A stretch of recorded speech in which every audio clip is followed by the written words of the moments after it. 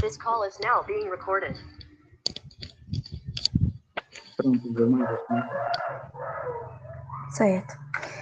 Gente, bom dia mais uma vez. Espero que todos estejam bem, dispostos a aprender hoje nesse momento que a gente preparou com muito carinho para vocês.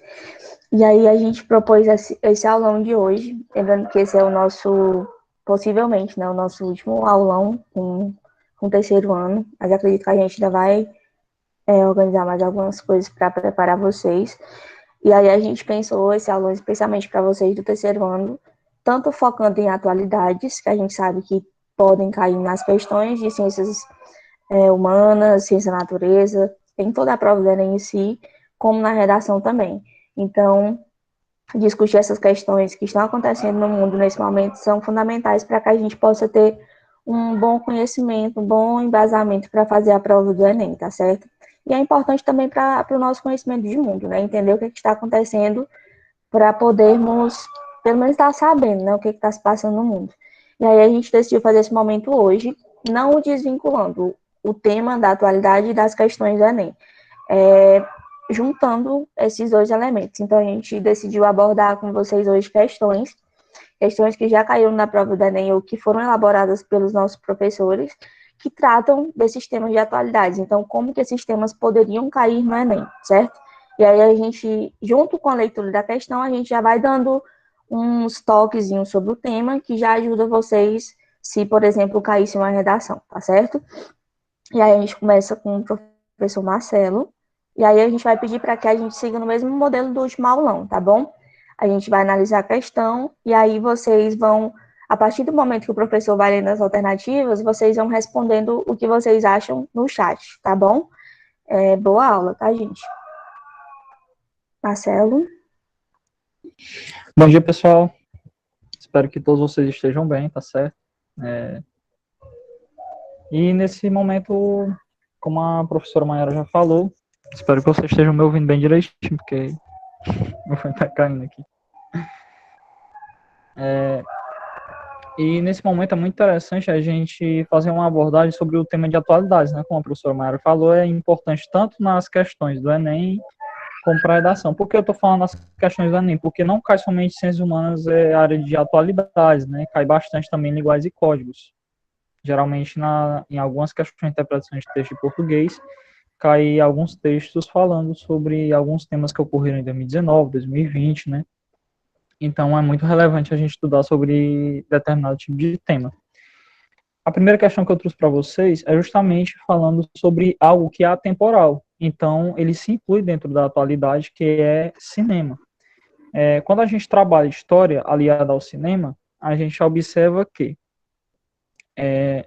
cinema, ao seu modo, ele vai contar a história, né? Ele vai contar a partir dos seus olhos uma perspectiva histórica. Muito importante a gente ressaltar algumas coisas antes da gente começar a ler essa questão. Por exemplo, o quê? Quando a gente vai fazer uma abordagem, né, cinema especificamente, não relativizando o problema histórico, a gente vai ter que analisar o que o autor estava querendo falar, né, o que o diretor ali do filme estava querendo dizer. É como a gente pega uma fonte, né, a gente vai pegar uma fonte de jornal lá da década de 70, né, a gente vai ter que ver que época é aquela, o que estava acontecendo, que país, né, que está falando, né, aquela fonte, qual a tendência, né, daquele jornal, ele tendencia mais para um lado ou mais para outro, a gente precisa procurar e analisar, né, ver determinadas abordagens. Por exemplo, se eu for pegar um jornal da década de 70 aqui do Brasil, que era a favor do governo militar, ele vai exaltar a ditadura. Mas se eu for pegar um jornal, como por exemplo o Pasquim, que era contra a ditadura militar, ele vai criticar a ditadura. E você vai ver manchetes totalmente falando sobre o mesmo tema, só que de forma diferente. Por exemplo, eu vou ver um falando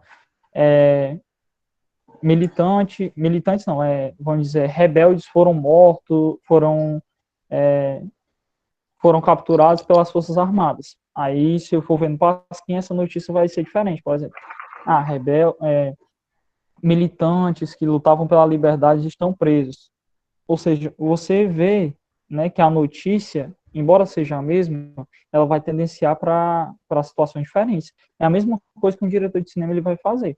Por exemplo, se eu for pegar um filme de hoje, atualmente, a gente precisa primeiro analisar em que época que a gente está vivendo.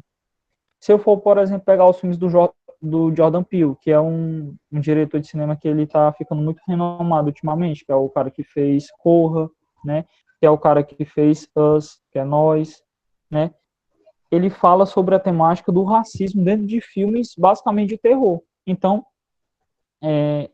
essa é uma abordagem muito singular. E se você for observar, a gente precisa perceber por que ele está falando da temática de racismo nos dias de hoje. Entendeu? Porque é uma temática que, de certa forma, é atemporal. Né? Infelizmente, o racismo é algo que é construído há muito, muito tempo. Se eu for pegar, por exemplo, o filme do Chaplin, de 1938, né, que ele vai interpretar um cara que é de um governo totalitário, fazendo uma paródia ao nazismo. O Chaplin ele foi até expulso dos Estados Unidos, ele foi proibido de entrar nos Estados Unidos porque ele fez esse filme. Porque, na época, os Estados Unidos não tinham posicionamento contra o nazismo. Né? Ele estava de boa, não queria se envolver na Segunda Guerra Mundial. E quando o Chaplin faz esse filme, ele é proibido em diversos países. Né? Então, o cinema ele é muito importante dentro da perspectiva histórica. Só que a gente não pode deixar de esquecer que, embora o cinema ele é importante dentro da perspectiva histórica, ainda assim, esse mesmo cinema ele vai contar a sua história a partir da sua própria perspectiva. Né? Ele não vai fazer a análise histórica. O diretor de cinema ele não é obrigado a falar sobre a verdade dentro do filme, porque aquilo é uma ficção. Né? Embora uma ficção que seja baseada em fatos, ainda assim esses fatos eles podem ser alterados, né, para melhor passar. Né? Por exemplo, um filme que também é muito importante para falar sobre um fato histórico, que é a Segunda Guerra Mundial, Até o Último Homem. Né? Ele vai mostrar toda uma abordagem, né, de um soldado que ele é adventista e ele não queria segurar uma arma. É simples, mas só que, obviamente, ele vai tendenciar e vai fazer esse cara ser um personagem, esse personagem vai ser um herói. Entretanto, embora esse filme seja maravilhoso, a gente precisa entender o que aquele diretor queria passar, tá certo? Então vamos lá para a questão, né, que eu acho que eu já falei demais. Dentre tantas produções criadas ao longo dos anos, cabe ressaltar as relações entre história e cinema, em particular exaltando o cinema como fonte histórica, como meio para a representação historiográfica, como tecnologia de apoio para o trabalho historiográfico e como agente que interfere no processo histórico. Ou seja, o cinema ele tem toda essa relevância dentro da história, ele tem essa relevância dentro da historiografia e, obviamente, ele tem essa relevância e interfere sim no processo histórico, né? Como eu falei do filme do Chaplin. Levando em consideração os aspectos levantados pelo texto, podemos considerar que o cinema faz parte da construção historiográfica. No que diz respeito ao filme, 1917, a importância de seu contexto está inserido. Primeiro de tudo, esse filme, 1917, né, pode ser que ocasionalmente ele caia em alguma prova, tá certo? Entretanto, eu peguei só uma amostragem e você nem precisa assistir o filme para responder essa questão, viu? Entretanto, se você tiver assistido o filme, você vai responder a questão com a maior facilidade, obviamente, né? Dada a importância que o cinema nos traz. Né? Então, vamos lá, pessoal. Eu vou lendo aqui as alternativas e vocês vão respondendo a alternativa que você acha que está correta, certo? Alternativa A. Em contar a história da vitória inglesa na Primeira Guerra Mundial. Em mostrar as importantes inovações que o ano de 1917 trouxe para a população mundial. Dentro da amostragem que podemos levantar sobre uma história que é contada cerca de anos depois, onde podemos levar em consideração a visão do diretor sobre um fato da história. A partir dos aspectos que ocorreram na Primeira Guerra Mundial em 1917, onde podemos ver a fidelidade que o diretor acompanha a obra cinematográfica andando de mãos dadas com os fatos históricos, ou a alternativa é em defender a posição da Inglaterra na Segunda Guerra Mundial. E aí, pessoal, o que vocês acham? Participem aí. Estou só aguardando. Ou vocês não acham nada?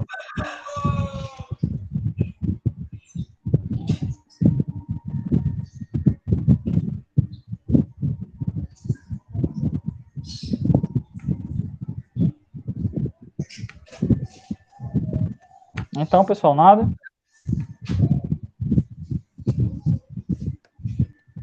O Bruno está dizendo que acho que é a C. Quem mais?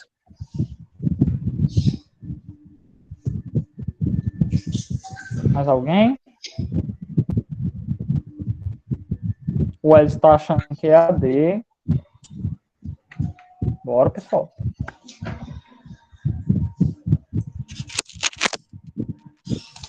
Vamos lá. Então, vocês, qualquer coisa, vocês vão colocando aí mais itens e eu vou aqui já corrigindo, tá certo? Vamos lá. A alternativa A. Ao falar que a importância, né, do contexto do filme, ela está inserida em contar a história da vitória inglesa na Primeira Guerra Mundial. Assim, a Inglaterra foi uma das vencedoras da Primeira Guerra Mundial. Show, ganhou, tá certo. Entre o filme, ele vai mostrar a relevância a partir disso. Será que é só isso que o filme vai mostrar? É isso que a gente tem que se perguntar.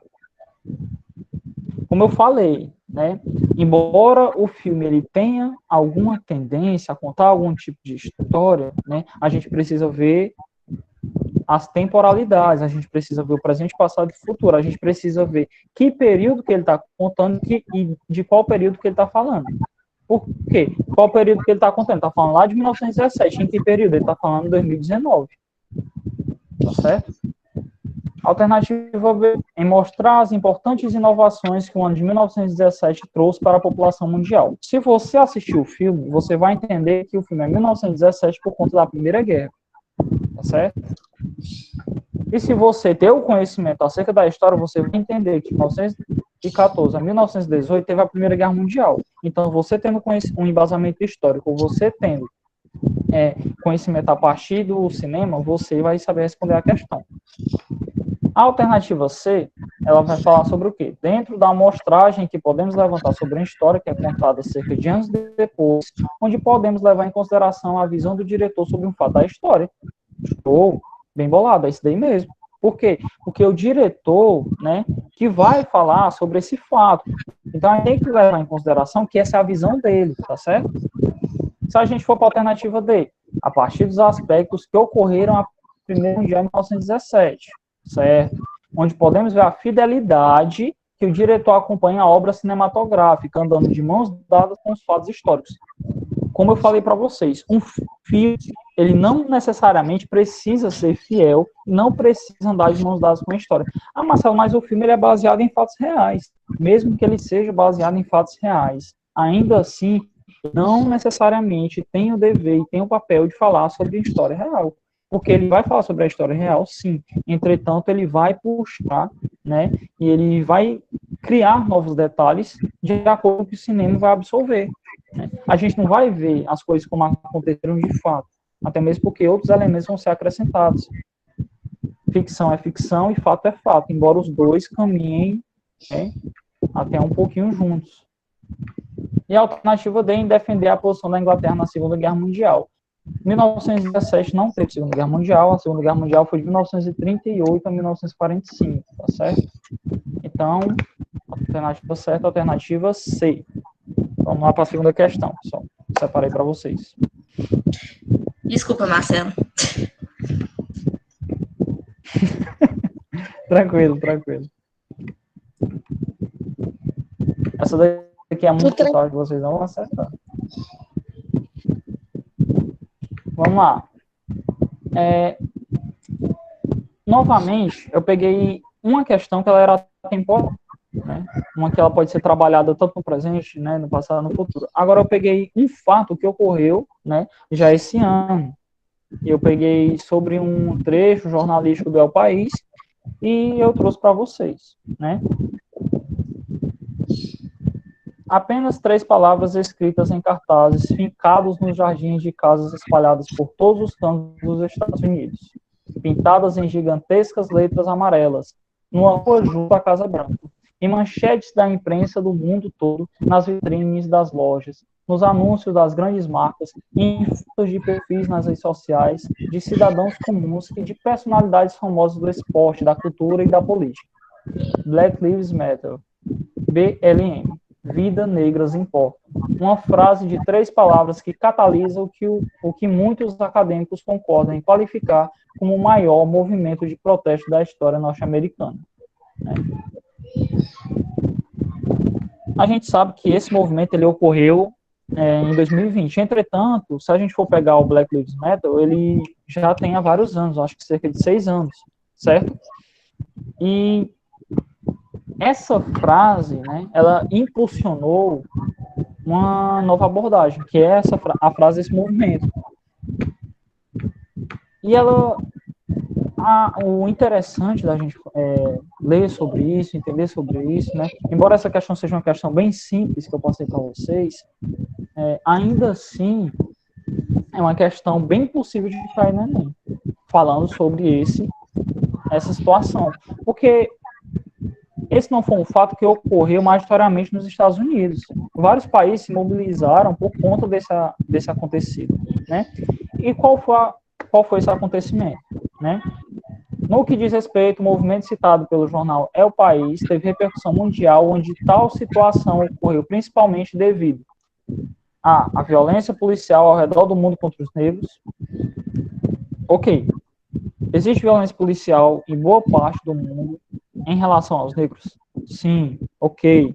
Entretanto, né, esse movimento ele não aconteceu, ele não se iniciou devido a essa situação, a situação mundial, a situação global. Sempre tem aquele negocinho que acontece, né, como alguns historiadores detestam esse termo, mas eu vou usar, que é estopim, né? Então, teve aquele estopinzinho para começar todo esse movimento. Qual foi, né? Não foi esse, não foi ao redor do mundo, né? Ao assassinato do ativista negro Martin Luther King Jr. por um policial. Quem conhece a história do Martin Luther King sabe que não é um assunto de atualidade, né? Embora Martin Luther King seja uma figura muito importante e tudo mais, ele vai estar ali na década de 70, década de 80, fazendo um movimento totalmente diferente, né? Que é um movimento que vai ser contra a segregação racial dentro dos Estados Unidos, né? Que, embora os americanos não gostem desse termo, sim, era um tipo de segregação racial, sim. Alternativa C. Há um empresário que se recusou a ofertar a vaga de emprego para George Floyd, apenas porque ele era negro, né? Ao final, eu vou fazer uma abordagem sobre uma situação aqui. A morte de George Floyd, um homem negro enforcado por um policial em Minneapolis, Estados Unidos da América. Ok, essa é a questão certa, né? Como vocês podem ver na... E a alternativa é o assassinato indiscriminado de várias criancinhas em uma igreja batista nos Estados Unidos.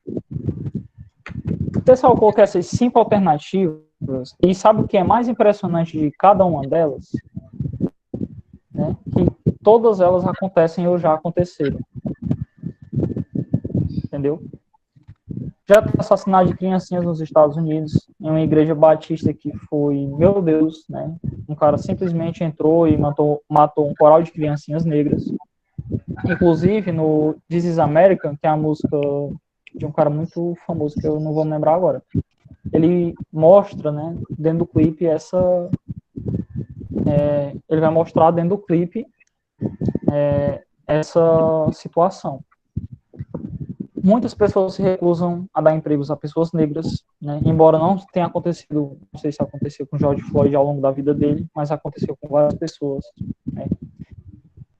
A questão do assassinato do Martin Luther King, que era um cara que pregava a paz. Ele era um ativista da paz.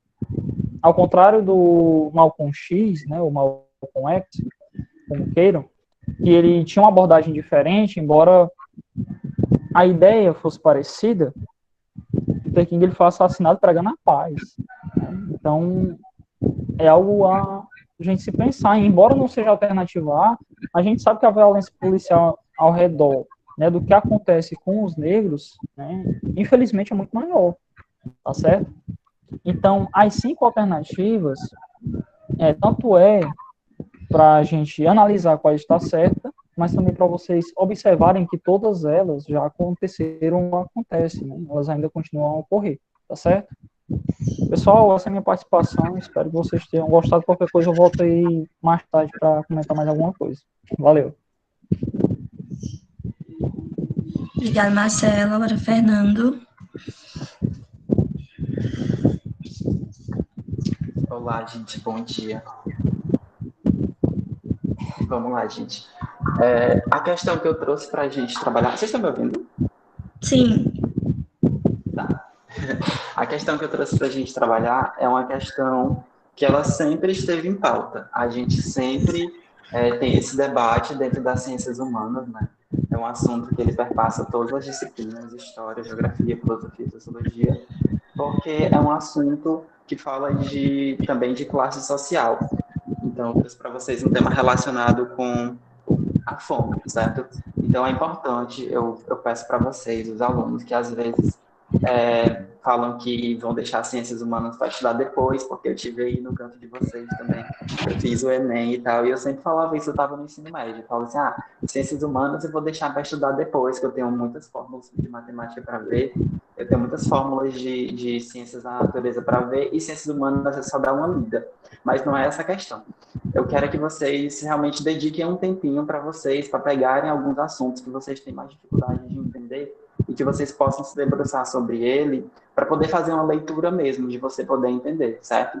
A gente sabe que ciências humanas, né, a gente está lá na aula de história, a gente consegue entender os fatos direitinho, mas são muitas linhas a partir daquele assunto. Na geografia é a mesma coisa. A gente tem a geografia física e a geografia humana. Então, são muitos assuntos que a gente tem que se debruçar. Filosofia e sociologia também, certo?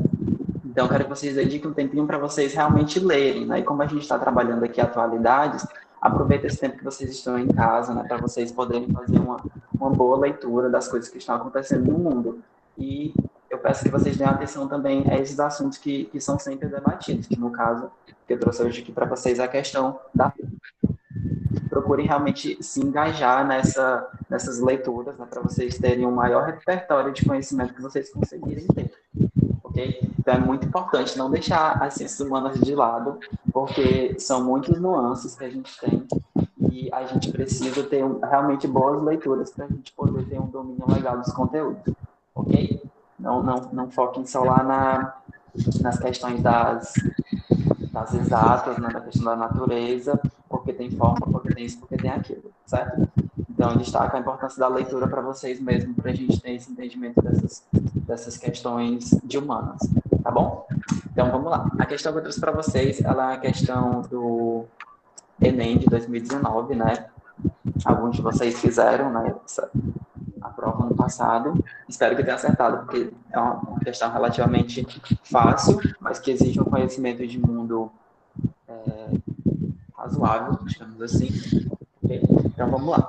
A fome não é um problema técnico, pois ela não se deve à falta de alimentos. Isso porque a fome convive hoje com as condições materiais para resolvê-la. Porque Gonçalves, Geografia da Riqueza, Fome e Meio Ambiente. Ok. O enunciado da questão. O texto demonstra que o problema alimentar apresentado tem uma dimensão política por estar associado ao A. Então, como é um textinho pequeno, né, eu recomendo que vocês leiam mais de uma vez, né? Não vai custar, quando o texto realmente é muito grande, a gente vai lendo e vai sublinhando, vai passando um traço, circulando as palavras-chave, né? Vocês devem ter aprendido a fazer uma leitura sistemática dos textos, creio eu. Mas é importante você ir destacando pontos. Como o textinho é pequeno, não custa nada você ler de novo. A gente sabe que o Enem ele é uma prova muito rápida, né? São muitas questões e a gente tem pouco tempo. Então, a questão está querendo. Então, o enunciado fala, né? Demonstra que é um problema alimentar apresentado tem uma dimensão política. Então, você vai procurar aí a relação política nesse texto, para você entender aí a questão e resolver da forma correta, certo? Então, vamos lá. Agora, vamos aqui para as questões, aí eu vou lendo o enunciado, se alguém quiser fazer algum enunciado, não, vou lendo os itens, se alguém quiser fazer algum comentário, por favor, coloca aí no chat, tá? Letra A. Escala de produtividade regional. está dizendo que o problema alimentar ele tem relação com a escala de produtividade regional? O que vocês acham? Ninguém acha nada? Tudo bem. Não, gente, não é relacionado à escala de produtividade regional, porque se a gente for pegar, por exemplo, o Brasil, né? A gente tem cada uma das suas regiões, né? Tem 5 regiões, e cada região, ela consegue ter a sua produção própria, né? Então, o problema da fome, ele não é exatamente por conta das diferenças de produção agropecuária que uma região tem sobre a outra. Essa não é a questão. O fato do Sudeste produzir mais não quer dizer que no Nordeste tenha mais fome, porque o Nordeste produz menos alimento. A questão da produtividade regional ser diferenciada não tem relação com ter fome ou não, porque todas as regiões elas passam por as pessoas em todas essas regiões elas passam por situação de vulnerabilidade alimentar, ou seja, podem estar sujeitas a passar fome. Deixa eu ler a questão B. Muito bem, algumas pessoas colocaram aqui letra B. Ok, vamos lá, ler o item B. Padrão de distribuição de renda. Certo. Quem colocou letra B? Por que acha que essa é a resposta correta? É Bruno, no caso acho que é a Sueli, né? E vocês acham que é a letra B? Por favor.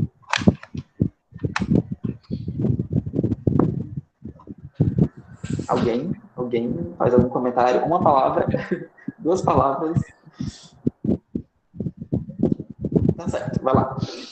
A resposta correta, sim, é a letra B, padrão de distribuição de renda. Por quê? A gente tem hoje uma produção agropecuária muito maior do que a quantidade de pessoas que existe no planeta, certo? Então, o problema, como o texto diz, né, não é um problema técnico, pois não se deve à falta de alimentos. Ou seja, a gente tem alimentos para alimentar, sim, a nossa população mundial hoje, que é mais de 7 bilhões de pessoas, só que a gente não tem uma distribuição de renda que favoreça o acesso ao alimento, ok? Porque como é que funciona? A gente sabe que nós vivemos em uma sociedade capitalista e essa sociedade capitalista, ela tem dois extremos. A gente tem uma concentração de renda e uma distribuição de renda desigual, certo? Então, justamente, a distribuição de renda. Então, por conta dessa concentração de renda, poucas pessoas têm muito dinheiro e muitas pessoas têm pouco dinheiro. Tem poucas condições de ter como comprar o seu alimento.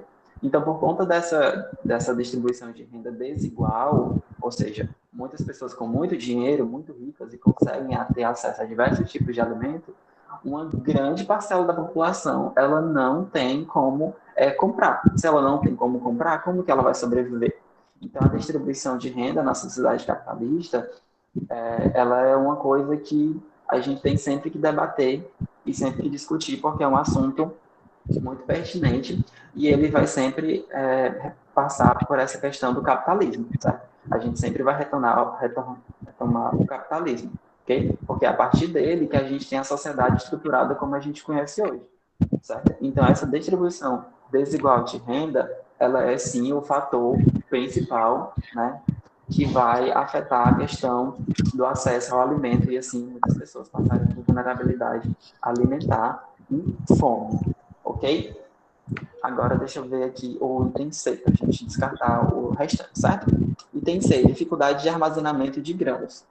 Não, esse não é um fator, não é um problema, né? Porque a gente sabe que por conta da tecnologia, né, a gente conhece que os grandes produtores agrícolas, né, agropecuários, eles conseguem, no caso aqui agrícola, né, que é só dos grãos, eles conseguem sim estabelecer formas, né, de armazenamento correto desses grãos. É tanto que você tem um período de plantação e de colheita, e nesse período até a próxima plantação você tem o armazenamento e a utilização desses grãos armazenados.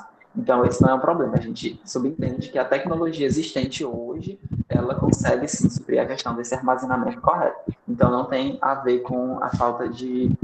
O armazenamento é que não vai causar a fome, não é isso, certo? O item O item D, crescimento da população mundial. Como eu falei lá, né, como eu falei, e no texto também fala, né, não se deve à falta de alimentos, não é a questão da população ser muito grande, ter 7 bilhões, mais de 7 bilhões de pessoas no mundo todo, que vai fazer com que a gente não tenha alimento para todo mundo. Né? A gente tem sim alimento para todo mundo, o problema é que muitas pessoas não têm acesso a esse alimento, certo? E o último item, a gente tem o custo de escoamento dos produtos, né? Então, a gente tem aí a letra E, que vai falar da questão logística, né? Então, acho que o pessoal do terceiro ano viu, ou no segundo ano, não sei, a questão dos meios de transporte no nosso país, né? E a gente sabe que o meio rodoviário, né? As rodovias são muito importantes no escoamento dos produtos no Brasil. Não só alimentares, né? Mas de diversas mercadorias, insumos, etc., é através das rodovias. Por isso que a gente teve aí, não sei se vocês lembram, mas em 2018 a gente teve a greve dos caminhoneiros, e o que aconteceu com os supermercados, né? A gente teve um desabastecimento. Por quê? Porque os caminhoneiros estavam em greve, então não tinha como o alimento ser transportado para as cidades, né?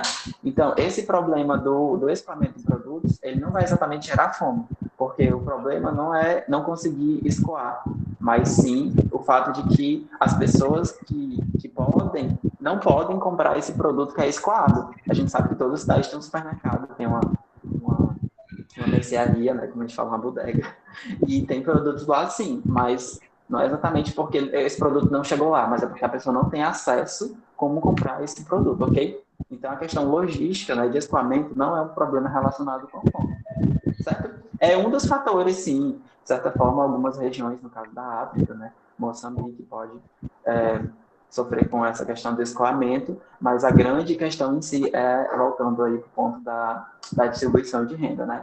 Porque a gente tem que partir sempre do pressuposto. Como que eu vou comprar o produto se eu não tenho dinheiro?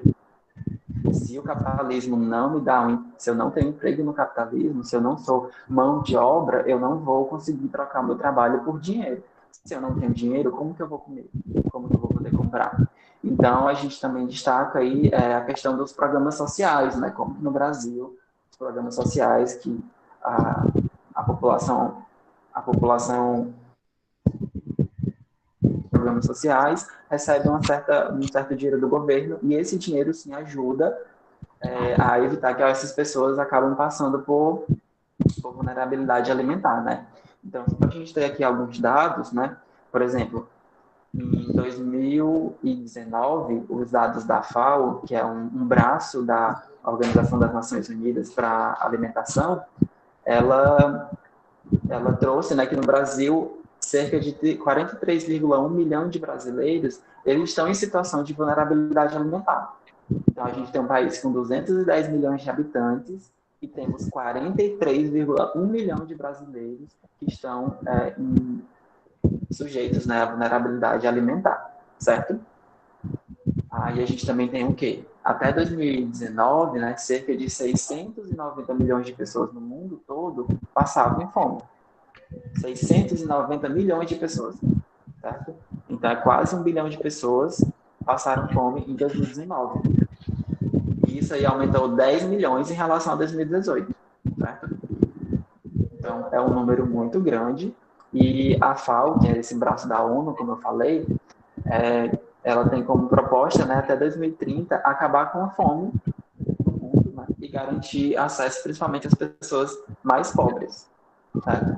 Então, esse é um assunto que está sempre em pauta, é um assunto muito debatido, às vezes a gente não tem noção, né? Às vezes não faz parte da nossa realidade, mas a gente precisa debater sempre esses assuntos que são pertinentes e são sempre trabalhados, né? São tão importantes e tão destacados quando a gente vai falar sobre ciências sociais, né? Obviamente. E deixa eu ver o que vocês falaram aqui.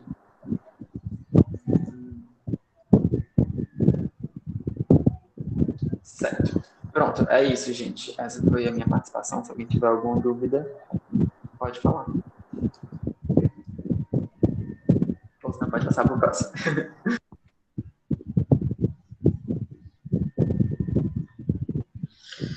Certo, Fernando, obrigada.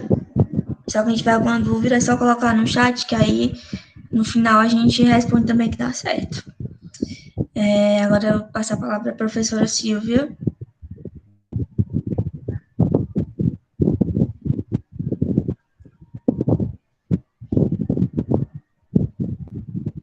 Silvia.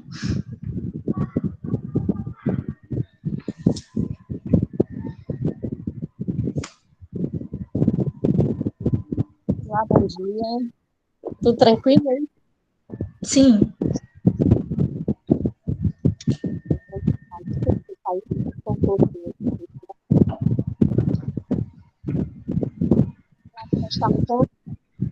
Sim, tá ok.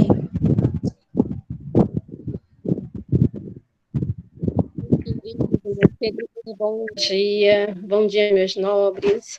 Obrigada, Fernanda, pela participação. Viu?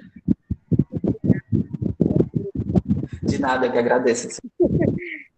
Muito feliz de ter participado da nossa conferência. Obrigada. E, meus amores, nós já vamos começar um encarte aqui, tá? De atualização da história. Então, Silvia, eu não sei se é só eu, mas eu acho que o som tá cortando um pouquinho. melhorou? Sim. Bom, deixa eu só...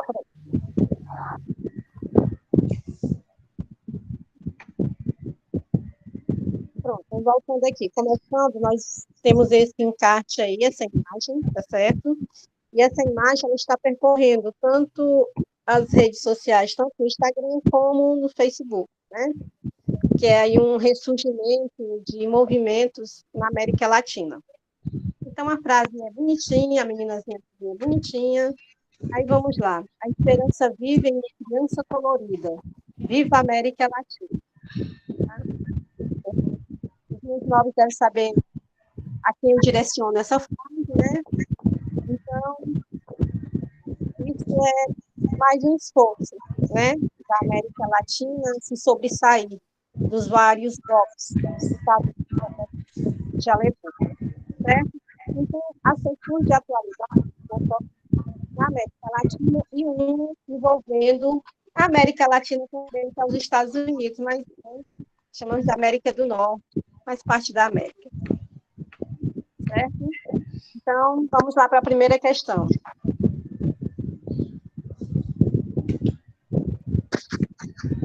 Essa questão, ela é bem atual. Essas questões aqui pode ser que você não consiga visualizá-las no Enem agora, mas provavelmente você vai visualizar no próximo Enem.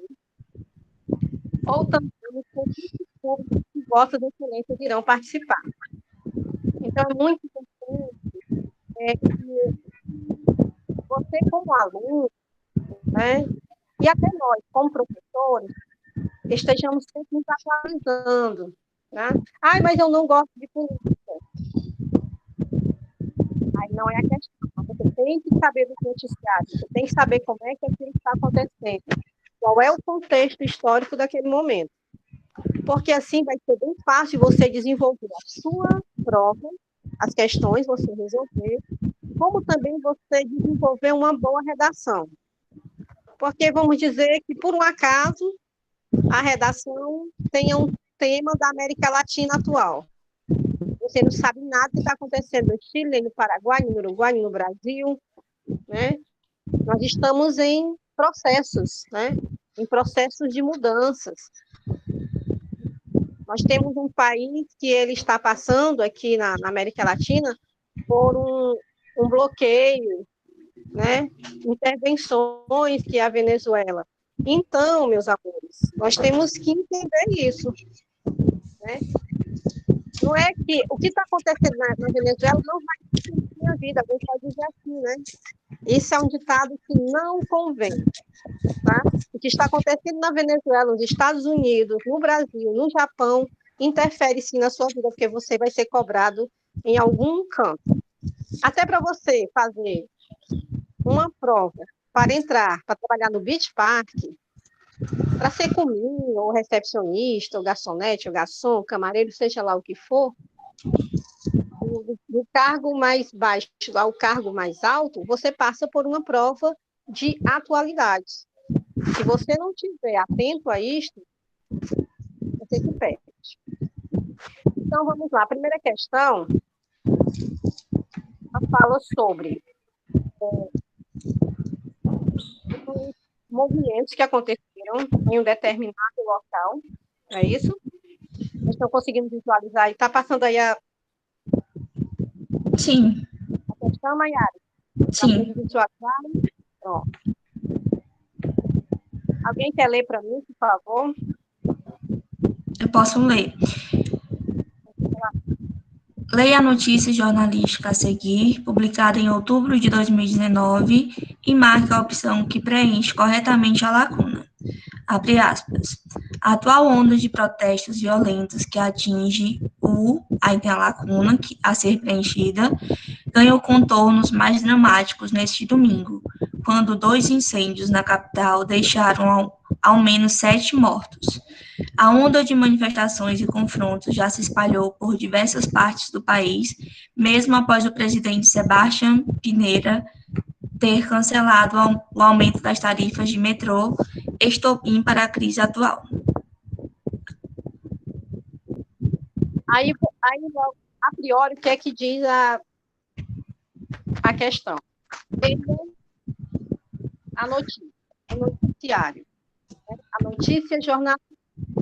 Então, eu, como aluno, já tenho que me conscientizar que eu tenho que fazer esse esforço de ler, de ouvir, de procurar na internet notícias atuais, certo? Então, ele está dizendo que um desses países aqui, né, estão englobados nesse contexto histórico. Aí as opções são Brasil, Chile, México, Uruguai e Paraguai. Certo? Então, nós temos aqui esses confrontos que aconteceram em 2019 e eles ainda estão acontecendo, né, nesse país.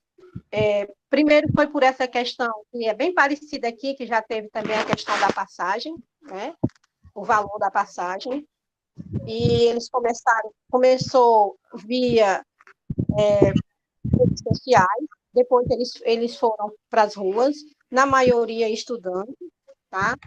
E outras entidades, outras ONGs também se envolveram nos protestos, certo?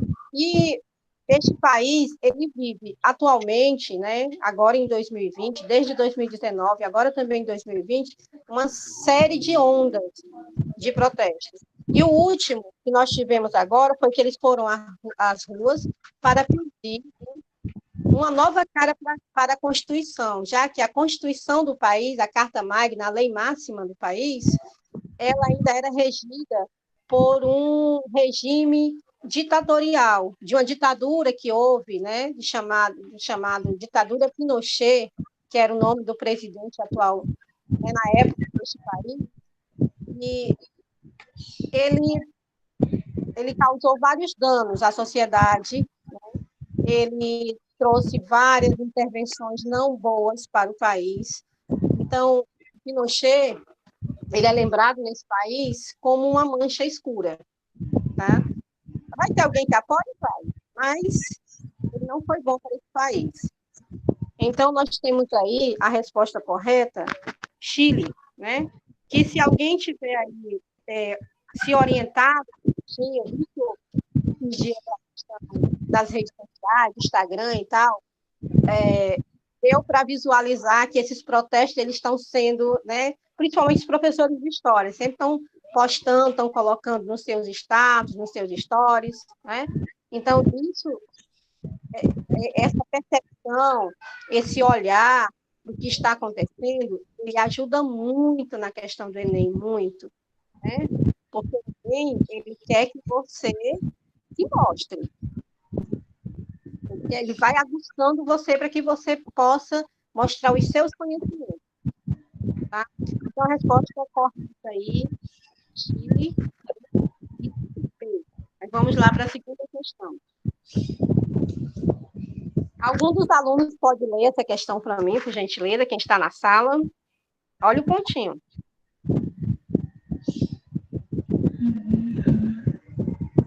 Abra o microfone, leiam a questão.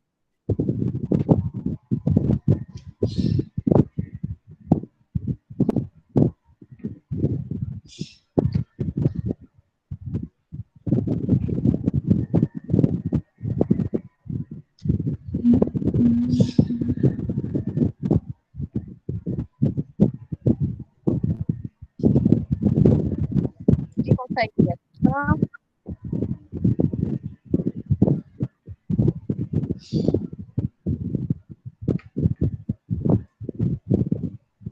Vamos lá. Segunda questão. O ministro da Defesa, Fernando Azevedo, disse nesta quinta-feira, dia 17, que a Operação Acolhida. Estão conseguindo visualizar? Sim, sim. Postos de atendimento e de 13 abrigos para refugiados venezuelanos na principal fronteira do Brasil será mantida até março de 2020. A questão, ela aborda o seguinte tema: refugiados. Refugiados aonde? Na América Latina ainda, certo? Então, a Venezuela, vocês sabem que ela faz fronteira com o Brasil. Quem estuda geografia, quem presta atenção nas aulas e nos mapas, sabe que a Venezuela, ela tem, né, a sua fronteira, né, com o Brasil. E aí, o ministro da Defesa, né, que eu acho que ainda não mudou, é o mesmo. Eu sei bem que quem está cuidando dessas ações agora é o vice-presidente, né? Porém, daqui para eles montaram, junto com o Exército, com a ONU também, alguns pontos de abrigos, tá? Para acolher esses refugiados. A Venezuela passa por um momento de crise social, política, econômica, vários embargos, né, bloqueios, certo? Para vocês terem uma ideia, né, a Venezuela, ela é a segunda, se eu não me engano, ela é a segunda maior, né, em questão de reservas naturais de petróleo. E nós temos aí, né, alguns países da Europa e outros aqui da América, né, que fazem questão desse petróleo, desse controle, né, as grandes potências, elas, né, aguçam muito, cobiçam muito esse petróleo, e, além de tudo isso, para esquentar mais o caldeirão da Venezuela, nós temos um regime, né, ditatorial, uma ditadura lá, né? Nós temos agora é o Maduro que está na presidência, né? E a população quer que ele saia, mas aí, né, há uma série de coisas que ainda, né, o povo da Venezuela ainda não conseguiu tirá-lo do poder, né? Mas isso é uma questão que a própria Venezuela tem que resolver, né? Isso é uma questão que a Venezuela, claro, tem que ter intervenções, mas intervenções de outros países para ajudar. E a gente sabe que, às vezes, as intervenções não são para ajudar, são para tirar o que eles têm de melhor lá, né? A riqueza, certo? Que é o petróleo. Então, a questão ela é simples, ela apenas quer saber, né, qual, só ver aqui, vou botar aqui para vocês, só para fazer aqui uma... Qual desses itens, né, é correto? Deixa eu só ler o enunciado da questão para vocês. Indicado, 17, 9, operação de assistência aos refugiados venezuelanos. Ela ocorre em Roraima? Ela ocorre no Acre? Ela tem ocorrido em diversos estados brasileiros? Ela ocorre no Mato Grosso? Ela ocorre, sobretudo, no Acre, que foi criado por um convênio entre Brasil e Estados Unidos? Né? Quem é que arrisca aí? Vamos logo descartar porque não tem acordo aqui com os Estados Unidos. Vamos descartar A, B, C e D. As aulas de geografia da professora Maiara, quem prestar atenção dá para resolver. Roraima em cima, Rondônia embaixo, viu? Vamos lá, olha a dica aí. Vamos prestar atenção. Simplesmente a notícia dizendo que o ministro da Defesa do Brasil, né, junto com a ONU e outras organizações, conseguiram montar pontos de apoio. A questão quer saber aonde é essa fronteira, aonde é que ficam esses pontos de apoio, qual é a principal fronteira?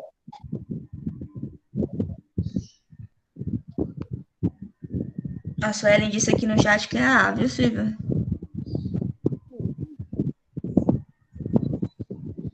E aí, alguém mais?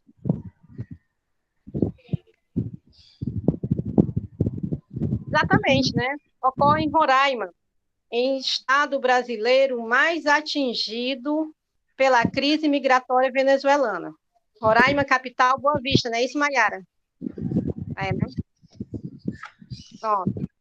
Então, lá em Boa Vista, né, na capital, vai ter vários pontos. Tem outras cidades também da região, que é Manaus. Manaus também foi muito atingida, assim, recebeu muitos venezuelanos. Então, em Manaus, o prefeito de lá teve que fazer algumas intervenções, porque tinha vários venezuelanos nas ruas, né, mendigando. O que aconteceu também em Boa Vista, tá certo? Aqui em Fortaleza também apareceram alguns, a gente conseguiu visualizar alguns dos pontos nos sinais, né, com as crianças. Eu também já vi aqui em Caucaia, certo? Alguns venezuelanos estão dispersos, né? Devido a essa crise, se Deus quiser, essa crise vai passar, eles vão poder voltar para a pátria mãe. Nada melhor do que a sua casa, né? Então, resposta correta, item A.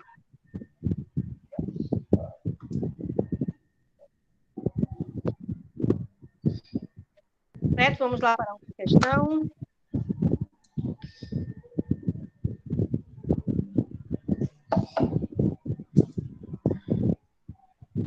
Terceira questão. Aí aqui nós vamos trabalhar com a questão dos Estados Unidos e Oriente Médio, também questão de atualidades, né? Um casinho que aconteceu agora no começo do ano, tá? Aí a gente teve até, antes da pandemia, acho que foi em janeiro, mais ou menos, nós tivemos aí um alvoroço, né? Que devido a esse ataque que o Irã sofreu, poderia, devido ao que aconteceu também, poderia causar uma terceira guerra mundial. Já que o Irã, né, ele é detentor de armas atômicas, né, ele enriquece urânio, a gente sabe de todas essas confusões que tem por lá, né, e sabemos também que os Estados Unidos às vezes faz as coisas assim, né, meio que só pensando neles, não pensa no resto do mundo, né, América para os americanos, esse é o lema deles lá. Então, esse ocorrido aí foi agora, no começo do ano, só que as questões, né, diplomáticas já não vinham muito boas de muito tempo entre o Irã, né? E nós vamos ter uma ressalva aí que eu quero fazer para vocês, que essa questão do Oriente Médio, não adianta você aguçar muito elas, não. Vocês procurem, uma dica, procurem ver os fatos mais relevantes, né? Sabe é uma questão dos Estados Unidos e Irã, tá? E aí você pode ler alguma coisa sobre isso, porque é bem atual, né? Já dei a resposta aí para vocês, já é bem atual, vocês podem dar uma lida sobre isso. Esse general, né, que foi morto no começo do ano pelas tropas americanas, né, através de um drone, né? Ele fez um ataque e o general estava nesse determinado local. E esse, ele era o segundo homem mais forte do Irã, tá? Então, eles se sentiram ofendidos, humilhados, né? E até hoje, o mundo ainda não viu o mundo ainda não viu a resposta do Irã, né? Espero que não vejamos, né? Até hoje não tivemos nenhuma resposta do Irã e espero que essa resposta não venha, certo? Porque eles se sentiram muito, muito humilhados com essa questão. O cara era o segundo homem mais forte de lá, né? Então, ele foi morto numa emboscada assumida pelos Estados Unidos, né? Era uma ferida que estava ali aberta, mas estavam passando um remédiozinho e ela estava assim quase que secando. Aí veio alguém e machucou, certo? Então, essa questão, eu peço que vocês tenham um cuidadozinho com ela, dê uma lidazinha sobre o que aconteceu, veja os pormenores, por que o Irã tem essa rixa com os Estados Unidos, é a questão petrolífica também, né? Mas tem outras questões aí. O Irã, assim como a Venezuela, ela é detentora né, de uma das maiores riquezas, né, na questão de petróleo, né, o ouro negro, então que é cobiçado, como eu já falei para vocês, pela China, pelos Estados Unidos, né, por essas grandes potências. Então, dê uma olhadinha com carinho nessa questão, a questão já foi respondida no meio dos comentários, né? A questão, né? O item correto seria Irã e Estados Unidos, tá? Mas o ataque foi no Iraque, certo? A rixa entre Irã e Estados Unidos. O general que foi morto era do Irã, porém o ataque foi no Iraque, tá? Fica ali pertinho. E aí eu vou finalizar com vocês, tá? Com uma charge que eu achei aqui bacana, que nos remete à questão da Covid dos dias atuais. E aí vocês vão fazer uma explanação. Podem mandar para mim no meu WhatsApp ou colocar no grupo de vocês, que eu vou dar uma olhada, certo? A questão é a seguinte, nós temos aí um médico e um senhor, provavelmente um morador de rua, né? E aí o médico diz o seguinte: o senhor sabe que é para ficar em casa, não sair na rua, e não sair na rua? Aí o cara vai e diz para ele, responde para o médico, né? Mas eu estou em casa. Né? Será? Né? Isso também pode ser uma questão levantada em alguma redação. Tá? Se preparem para o Enem, mas se preparem para a vida também, tá? Vocês vão passar por outras provas, outros concursos fora o Enem. Tá? Fortaleza mesmo, nós temos a UES, né? Que é desligada do Enem. Nós temos o IFCE, nós temos outros patamares aí, instituições que vocês podem concorrer a vagas. Então, qual é a crítica aqui que é feita dentro dessa charge? Né? Será que o poder público ele realmente está visualizando essas pessoas que moram na rua? Porque o lema é fique em casa, não saia de jeito nenhum, né? Só se realmente precisar, use máscara. E quem não tem casa? Né? Como é que fica? Será que essa população mais vulnerável, que fica mais à margem da sociedade, ela realmente está sendo assistida? Né? Fica aí a pergunta, fica aí a questão da curiosidade de vocês, ver como é que está sendo tratado isso aí. Isso também é válido, né? Para que vocês possam, né, desenvolver uma boa redação, né? Porque é um tema, é saúde pública, né, com a questão social. O médico ele está dizendo que é certo. Ele está dizendo que o certo é você ficar em casa, não sair, né, para que não haja uma maior transmissão do vírus. Porém, se eu moro na rua, como é que eu vou fazer? Como é que eu vou fazer? A minha casa é a rua. Então, eu tenho que tentar visualizar esses dois lados. Aí eu peço que vocês, né, carinhosamente, pensem nessa charge, trabalhem, mande alguma resposta, que eu vou ficar muito grata. E aqui eu finalizo as questões, tá certo? A atualidade é o seguinte, é ler, ouvir podcast, procurar ver no Instagram ou no Facebook ou alguma coisa interessante, é ir nos sites do G1, da Globo News, da BBC, né? Dá uma olhadinha nos noticiários. É o País também, é uma boa. Dá uma olhada, verifica, ajuda na redação e ajuda também nas respostas de ciências humanas. Às vezes na geografia, ajuda na filosofia, na sociologia, na história.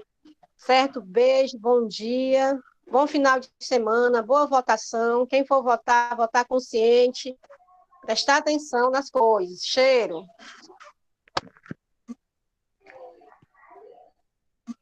Cleides.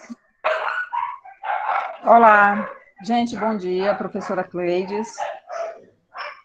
Vamos lá, eu trouxe, os cachorros começaram a latir bem na hora da aula, isso é ótimo, eles cooperam por demais. Eu trouxe 3 questões bem simples, né, de assuntos que a gente já tratou em sala, certo? E dentro da atualidade. Uma coisa que eu olhei para vocês, numa pesquisa, pequena pesquisa que eu fiz, são os assuntos mais cotados nos últimos Enems, né? Isso em sociologia. Em filosofia, infelizmente, eu não peguei. Mas em sociologia, nos últimos anos, está em primeiro lugar, vejam bem, cultura. Em segundo, direitos civis, políticos e sociais. Em terceiro, cidadania. Em quarto, democracia e sociedade. E em quinto, democracia e Estado. Os demais temas estão abaixo disso, os mais cotados, né, os mais comentados, ou que tenha mais questões nos últimos Enems, são esses que eu falei para vocês. Abaixo estão os movimentos sociais, a realidade social brasileira, democracia, que está dentro também do tema de democracia e sociedade. Então, vocês estejam atentos a esses temas, né, que estão dentro de todas as disciplinas, né, de humanas, ok? Então, a minha primeira questão é essa daqui. Quanto mais complicada se tornou a produção industrial, mais numerosos passaram a ser os elementos da indústria que exigiam garantia de fornecimento. 3 deles eram de importância fundamental: o trabalho, a terra e o dinheiro. Numa sociedade comercial, esse fornecimento só poderia ser organizado de uma forma, tornando-os disponíveis à compra. Agora, eles tinham que ser organizados para a venda no mercado. Isso estava de acordo com a exigência de um sistema de mercado. Sabemos que em um sistema como esse, os lucros só podem ser assegurados se garantem a autorregulação por meio de mercados competitivos interdependentes. Pronto. Nessa questão, nós temos como alternativa o seguinte, pronto, esse é o texto, né, e tem a consequência do processo de transformação socioeconômica abordada no texto acima, vamos ver quais são. A expansão das terras comunais, limitação do mercado como meio de especulação, consolidação da força de trabalho como mercadoria, diminuição do comércio como efeito da industrialização, adequação do dinheiro como elemento padrão das transações. Eu gostaria de saber qual desses itens estão dentro do texto acima mencionado. O que é que vocês acham?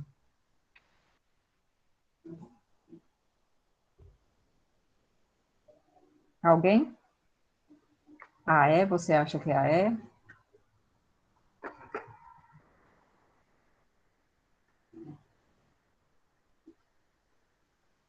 Quem mais?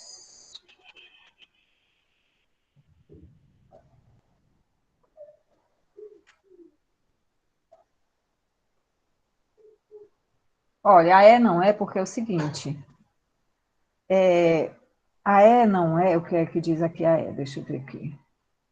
Adequação do dinheiro como elemento padrão das transações. Ele afirma que esse dinheiro, ele está adequado, ele está dentro desse contexto produtivo. Então, não é essa daí. Quem mais? Tem alguma outra opção aí, Mayara, tu viu?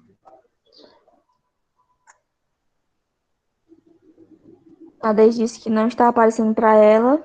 O João Pedro também disse que a é. Não.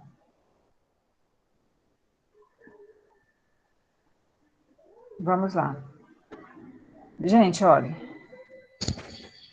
Deixa eu ver aqui. Ai, meu Deus. Aqui me perco também. Olha, a opção correta, nesse contexto aí, no contexto de que tudo tem que se adequar, né, à industrialização, à venda, ao comércio, é o item C. Por quê? Nesse item, ele consolida a força de trabalho como mercadoria. Mas como assim? Ora, dentro dessa questão do processo de industrialização, todos os elementos de produção, ele é propriedade. O maquinário, deixa eu ver, a matéria-prima, certo? Então, a tudo isso é atribuído um valor. E por que a C é correto? Porque dentro desse contexto de produção, a mão de obra, a força de trabalho, ela é vendida, certo? Então, ela passa a ser vendida de acordo com as regras do mercado. Então, a partir disso, a nossa mão de obra, ou seja, a gente recebe, né, se você está inserido no mercado de trabalho, você não detém o maquinário, você não detém a matéria, né, que ali é produzida, ou a matéria que é usada para a produção, você não detém isso, mas você recebe no final do mês. E você recebe o quê? Você recebe pelo quê? Pela venda da tua mão de obra. Então, sendo assim, a tua força de trabalho, a nossa força de trabalho, ela é consolidada dentro desse contexto como uma mercadoria também, ok? Então, é isso que a gente vende, certo? E recebe por isso. Então, o item correto é o item C, certo? Dentro do texto, vocês devem ler mais uma vez, para poder ter uma compreensão mais clara do contexto, ok? A próxima, Mayara, por favor. A questão 8 é o seguinte: hoje, a indústria cultural assumiu a herança civilizatória da democracia de pioneiros e empresários, que tão pouco desenvolvera uma fineza de sentido para os desvios espirituais. Todos são livres para dançar e para se divertir, do mesmo modo que, desde a neutralização histórica da religião, são livres para entrar em qualquer uma das inúmeras seitas. Mas a liberdade de escolha da ideologia, que reflete sempre a coerção econômica, revela-se em todos os setores como a liberdade de escolher o que é sempre a mesma coisa. Bom, essa questão também é de sociologia, e é interessantíssimo que vocês refinem, né, passem a ler mais para poder ter um entendimento da questão em si. Né? Nem sempre é preciso você conhecer todos os autores para resolver uma questão assim, mas ter discernimento, entendimento, né? E quem te vai proporcionar isso é leitura, ler mais, certo?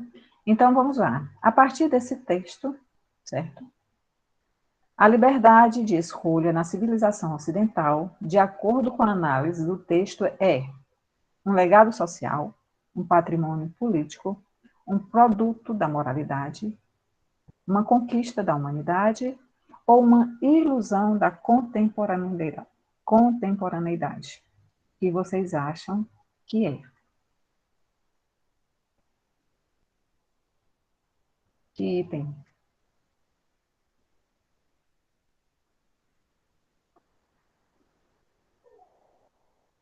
Alguém tem alguma ideia sobre...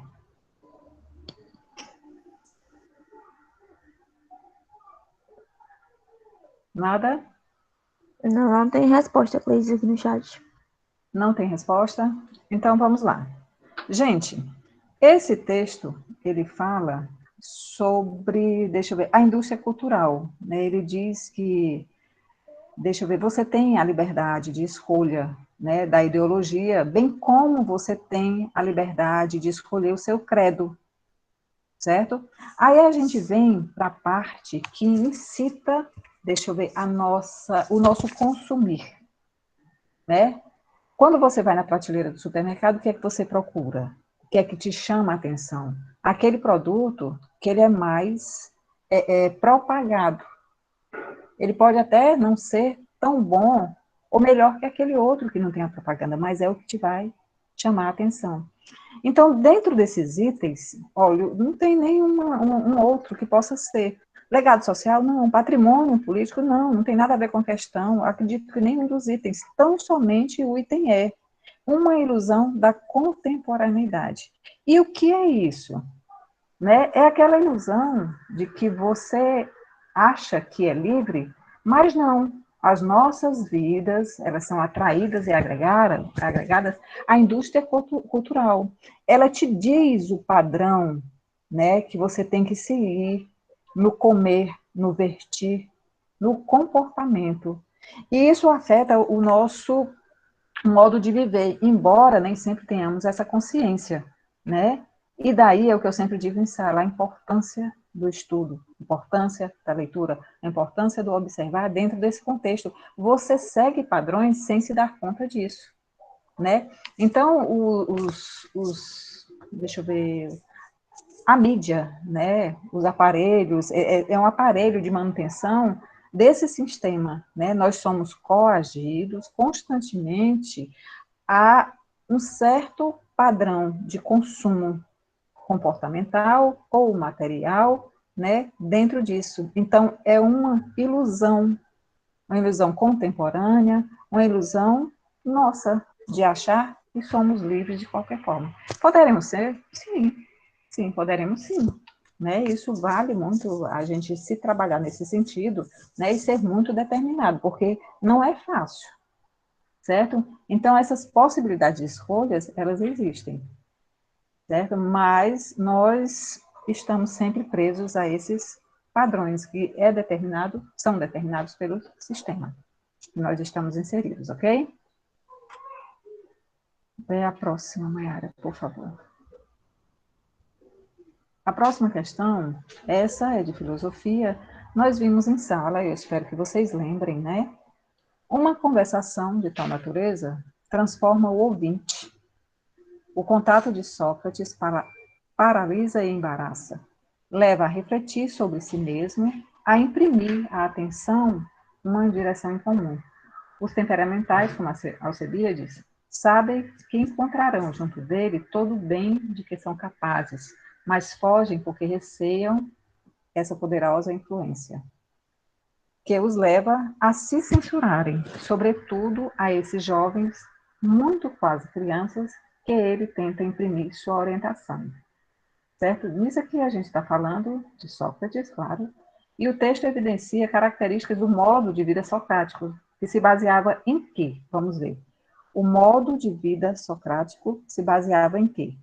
Na contemplação da tradição mítica, na sustentação do método dialético, na relativação do saber verdadeiro, na valorização da argumentação retórica ou na investigação dos fundamentos da natureza.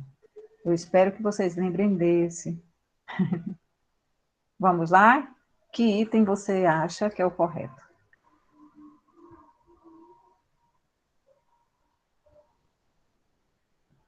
Alguém? Até agora não, Cláudia. Até agora não? Gente, olhem, essa daí é bem fácil, a gente já viu em sala, né, que se não esse ano, mas no ano passado nós vimos sim, a alternativa correta é a B, é a sustentação do método dialético. E o que é esse método dialético? Era o método usado por Sócrates, né, que é aquele diálogo que tem um foco na contraposição e na contradição de ideias, né? Ele tinha aquela questão de perguntar sempre o porquê, e por que você pensa assim, por que você pensa assim, né? E que te levam a outras ideias, certo? Então, ele era um defensor, no entanto, né, dentro desse princípio, da ignorância, né? Por quê? Porque daí foi que nasceu aquela frase dele, aquela máxima, né? Só sei que nada sei.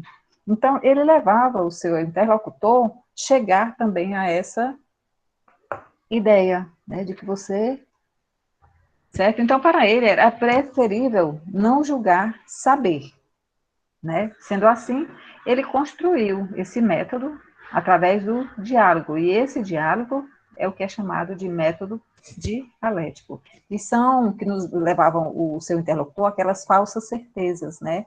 Há preconceitos que eram abandonados, não por isso as pessoas às vezes tinham um certo receio de conversar com ele, porque você chegava a um ponto de ter que assumir a sua ignorância, certo? Então, o item correto é o B, que é a sustentação, né, do método dialético, certo?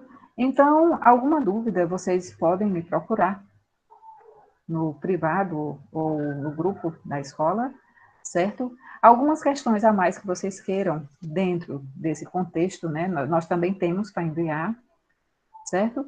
E abraço a todos. Obrigada, Cleis. Na minha abordagem para geografia, na minha abordagem para geografia, no outro aulão, eu abordei uma perspectiva muito mais da geografia humana.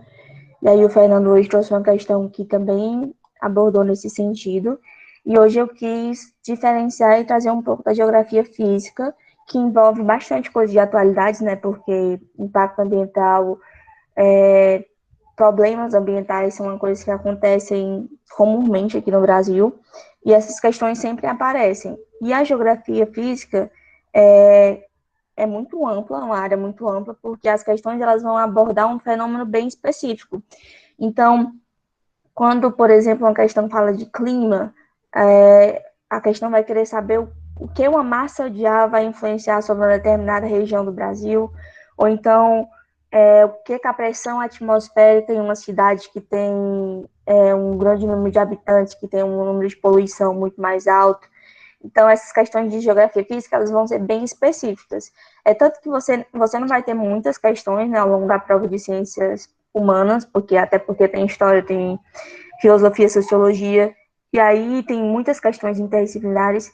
E aí as questões de geografia física, você percebe que elas chamam a atenção porque elas são diferentes, né?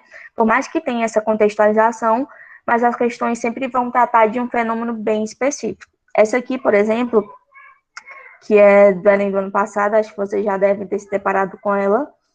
Ela diz o seguinte: as águas das precipitações atmosféricas sobre os continentes nas regiões não geladas podem tomar 3 caminhos. Então, essa questão aqui está falando das águas das precipitações, mais conhecido como chuva, certo? Chuva. Até aqui ela só falou de chuva nas regiões não geladas, ou seja, na superfície normal que não tem uma área congelada. E aí ele pergunta, né? Ele diz que essas águas elas podem seguir 3 caminhos: evaporação imediata, infiltração e escoamento. A evaporação é quando a água chega, por exemplo, numa lagoa e aí vai evaporando a partir da emissão de radiação solar, né? Infiltração é quando essa água infiltra no solo, quando não tem asfalto, por exemplo, tem um solo só a terra lá e a água consegue infiltrar e aí vai para o lençol freático. Ou ela pode escoar, que é simplesmente o que acontece na maior parte dos centros urbanos, né? Que ficam inundados, porque a água ela não consegue infiltrar e fica na superfície. Então, tem aquelas inundações.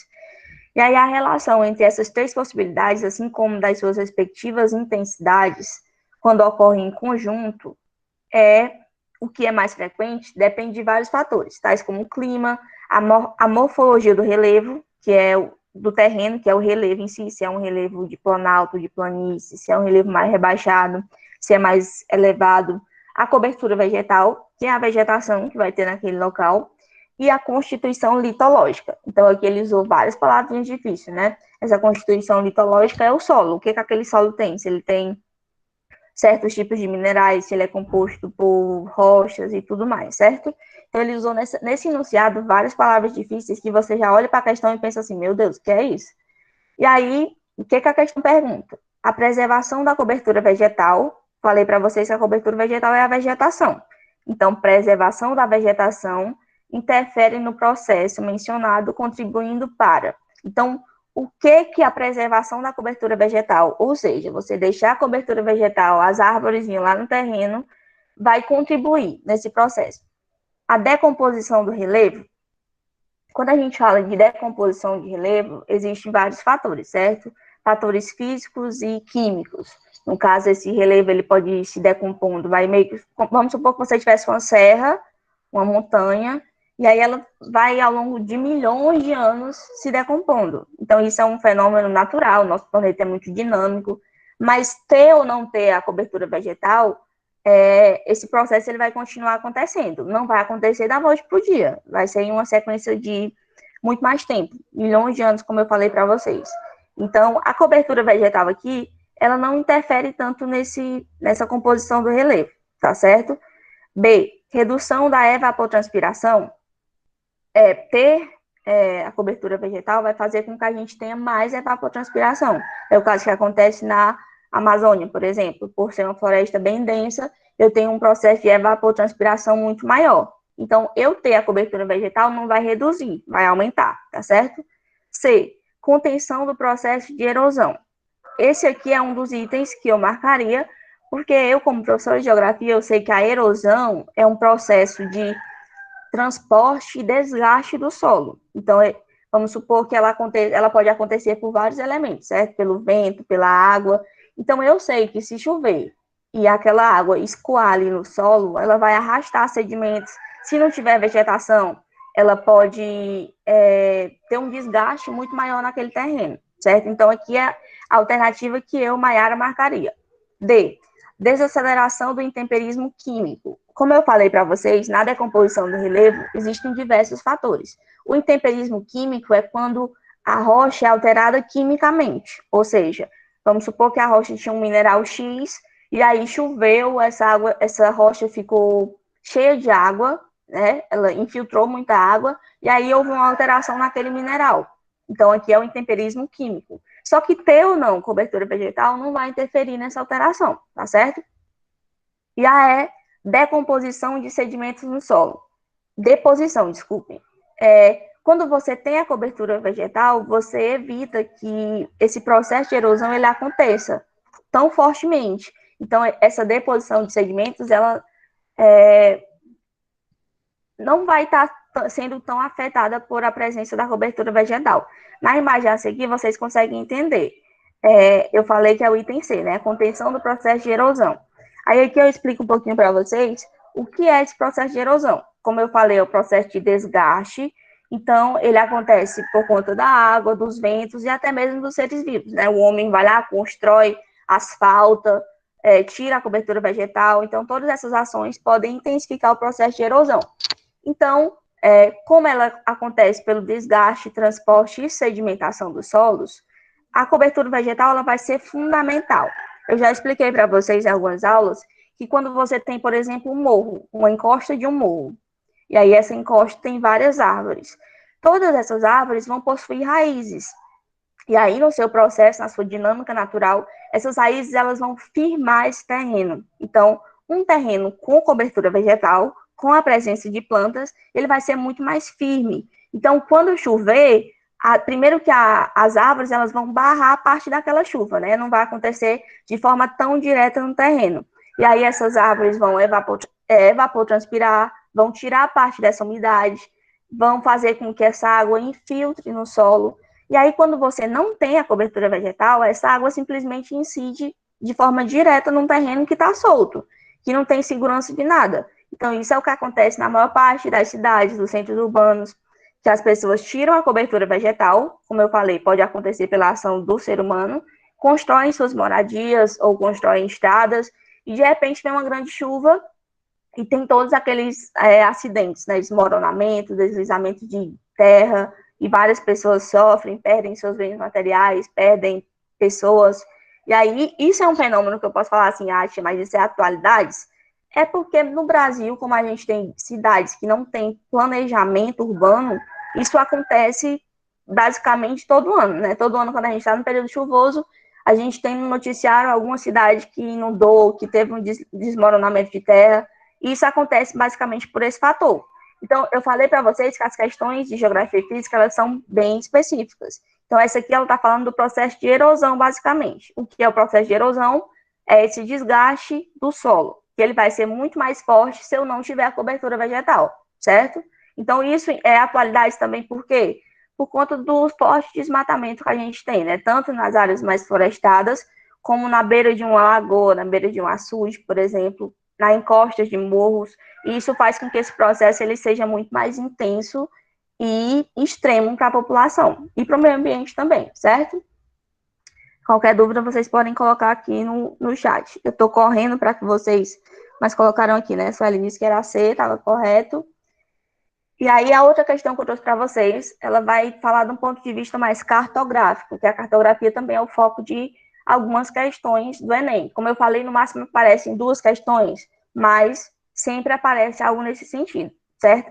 Eles contextualizam e aí perguntam uma coisa mais direcionada, da mesma forma para a geografia física. Essa questão, ela trata dos moradores dessa cidade aqui, que eu, infelizmente, não sei falar o nome.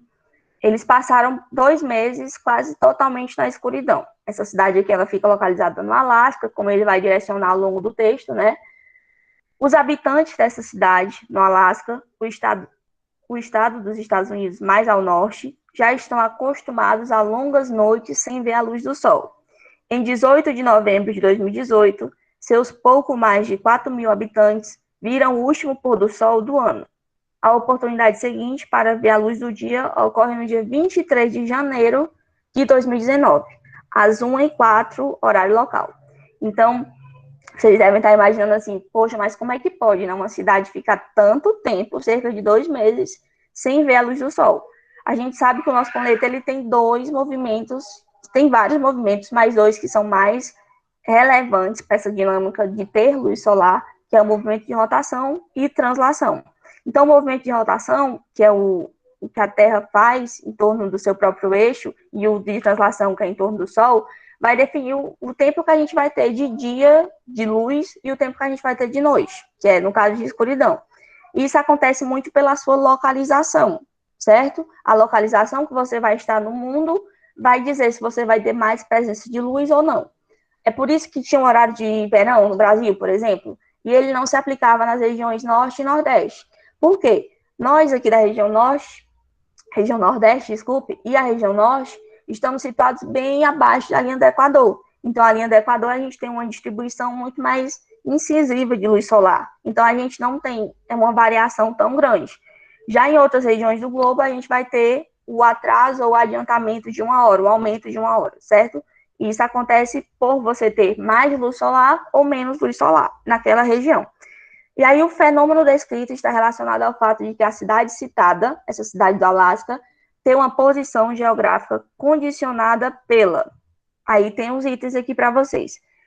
Continentalidade. Essa continentalidade, ela se aplica muito mais a fenômenos climáticos, certo?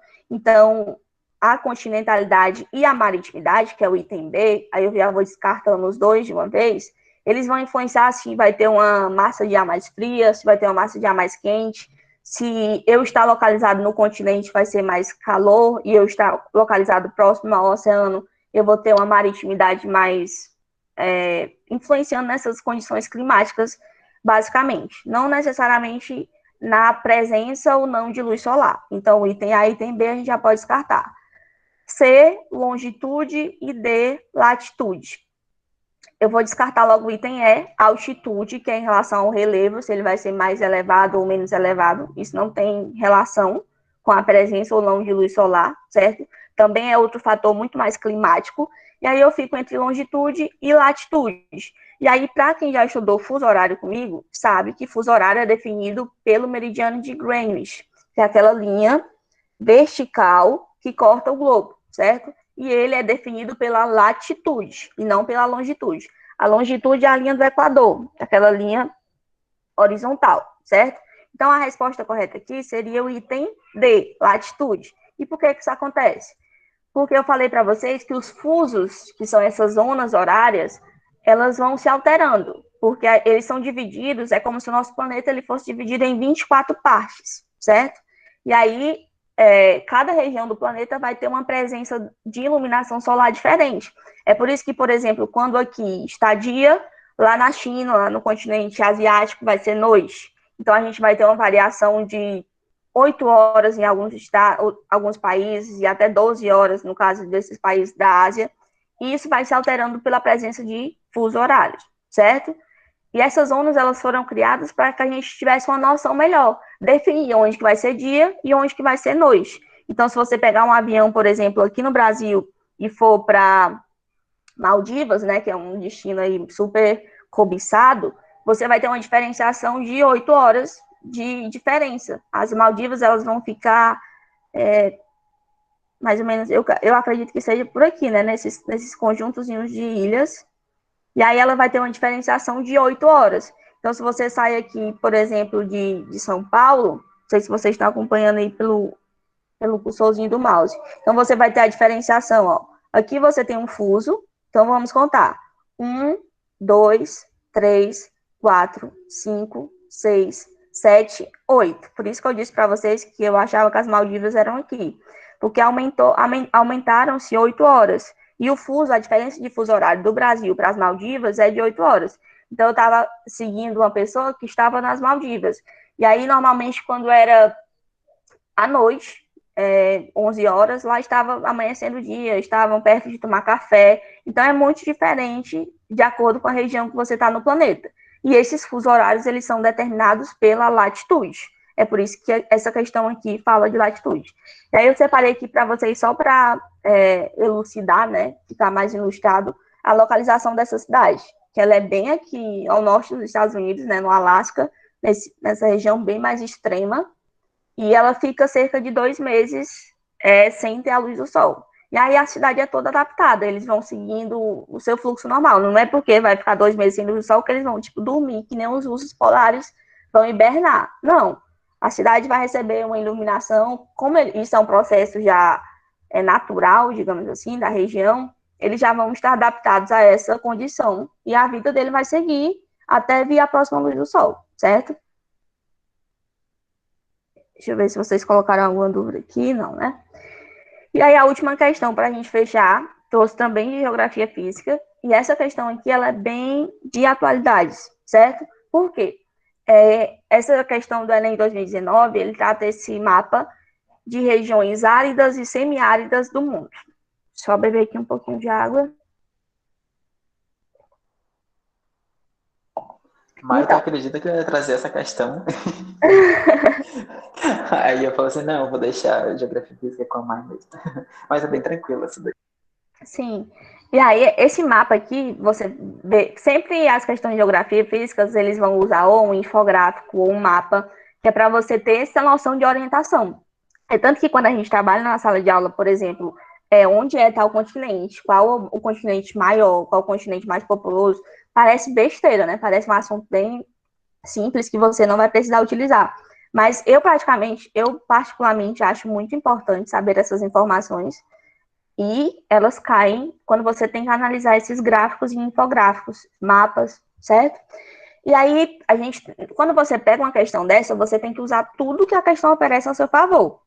Não tem um texto, mas tem um mapa. Então, eu tenho um título, regiões áridas e semiáridas do mundo. Então, aqui eu já sei que ela está falando de regiões que têm um clima mais quente e seco, regiões que possivelmente são desérticas.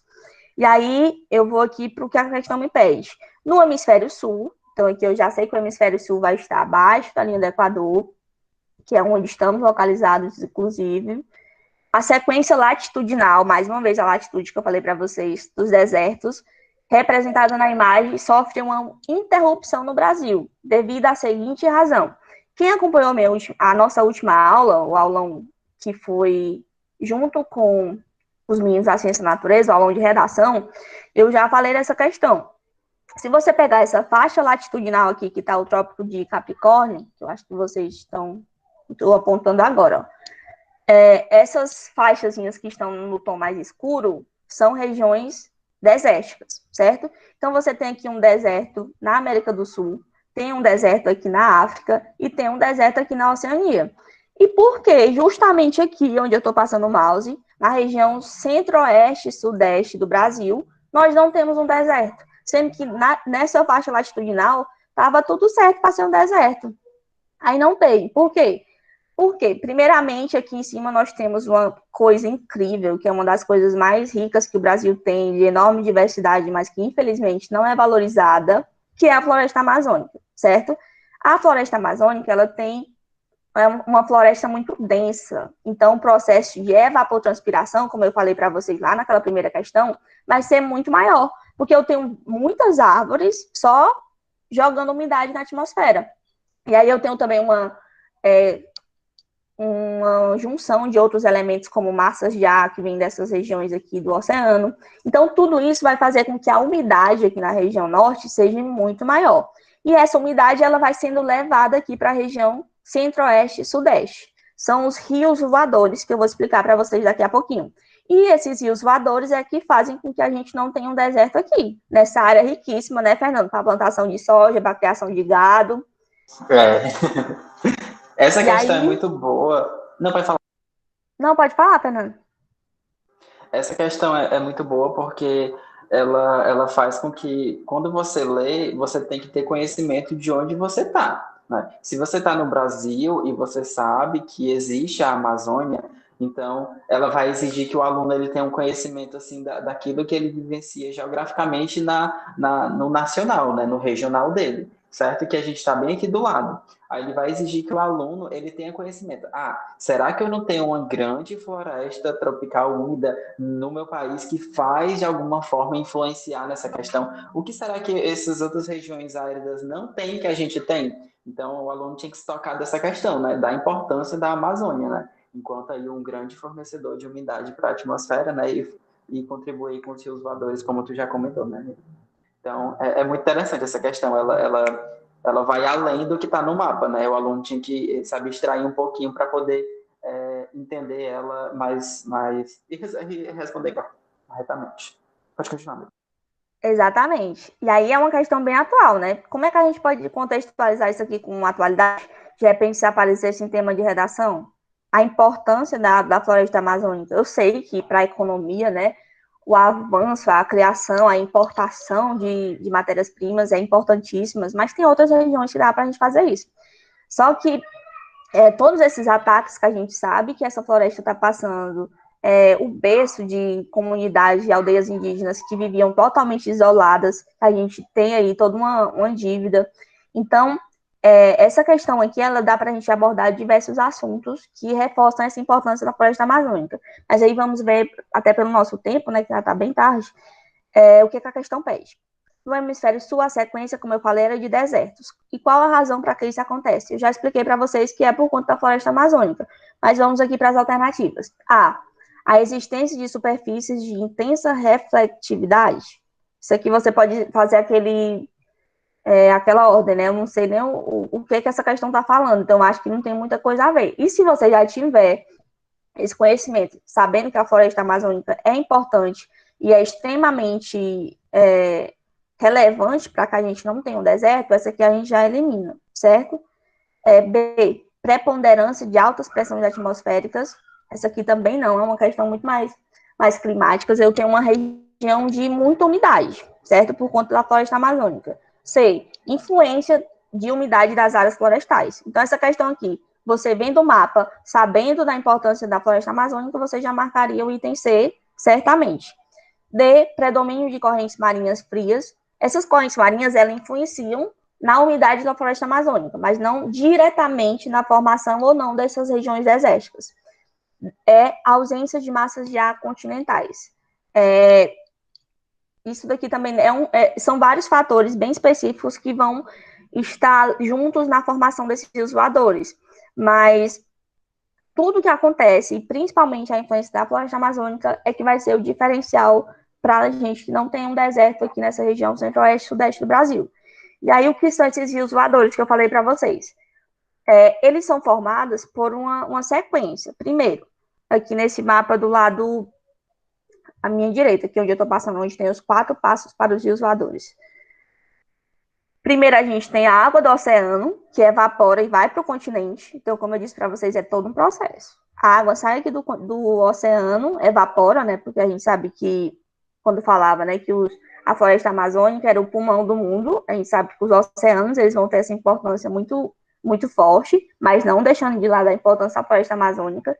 Então, essa água que sai, essa carga de umidade, vai aqui numa nuvenzinha, vai diretamente para a floresta amazônica. Então, vai chover muito fortemente sobre essa região. É tanto que quem já ouviu falar sobre quem mora em Manaus, na região norte, chove praticamente quase todo dia. Então, é uma região muito úmida e também muito quente. Por isso que vai para o passo 3, que é esse processo de evapotranspiração. As árvores vão estar transpirando e vão estar evaporando, e essa água ela acaba sendo reciclada. Então, essa nuvem de água que chegou na floresta amazônica, que choveu, ela vai retornar à superfície, vai formar outras nuvens que vão ser direcionadas para a região centro-oeste, sudeste e até para o sul do Brasil, que são os nossos rios voadores, certo? E isso acontece por quê? Por conta dessas massas de ar que saem do oceano, essa água que evapora e vai, também. Mas se a gente não tiver a formação da floresta amazônica aqui na região norte, zero água na região centro-oeste, sudeste e sul, e a gente tem a formação desses desertos que a gente não tem na configuração da nossa linha latitudinal, certo? E aí, basicamente é isso, certo? Se alguém tiver alguma dúvida, pode colocar aqui no chat. Acho que a gente estendeu bastante o prazo aqui do nosso tempo. O João Pedro botou 6 aqui, eu não entendi, mas tudo bem. Amiga, Mai, Oi. aí dá para a gente relacionar com aquela aula que a gente deu lá junto com redação e que tu comentou, né? Redação e a Marjorie e o Caio, né? Que a gente falou da questão das queimadas, né? E tal. Porque tu citou no dia, né? Da questão dos rios voadores, né? A gente tem o Pantanal, né? Que é uma coisa super atual, né? Que a gente tem visto aí as queimadas nesse bioma, né? O Pantanal. E a gente sabe que esse período do final do ano realmente é muito mais seco lá. E é o período de seca. Realmente não tem tantas chuvas. Só que as chuvas que acontecem mais para o final do ano, que elas deveriam ajudar nas queimadas, né, naturais, obviamente, e as que são causadas pelo homem, ela não está acontecendo justamente por conta do desmatamento da Amazônia e das queimadas que estão acontecendo na Amazônia.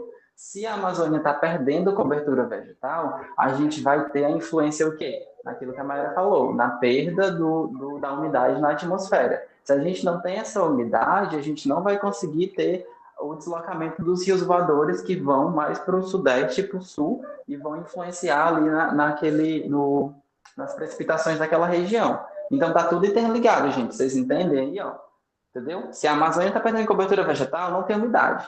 Se os rios voadores eles se deslocam do norte do país, com essa contribuição da umidade da floresta amazônica, como que ele vai poder se estender para o sul e fazer chover ali no Pantanal, no centro-oeste, né?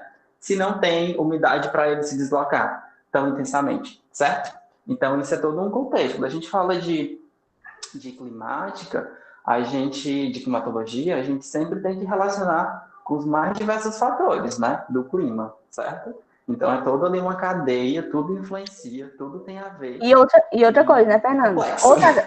Outra agravante em 2020, apesar de ser um ano assim, né, com certeza vai marcar a história, é ano de laninha. Então, quem já estudou, e com certeza o pessoal do terceiro ano deve lembrar, El Ninho, a gente tem mais secas na região norte e nordeste, quando é ano de El Ninho, porque a gente tem um aquecimento das águas do Pacífico. Quando é ano de laninha, eu tenho mais chuva na região norte e nordeste e seca na região centro-oeste, sudeste e sul. Então, esse ano, com as taxas de desmatamento, menos umidade vindo da região amazônica, a seca provocada pelo El Ninho, né, a redução na quantidade de chuva pela laninha, faz com que esse ano fique muito mais extremo nessa região, certo? E aí, gente, 12 horas, a gente encerra aqui com vocês. E aí, é isso.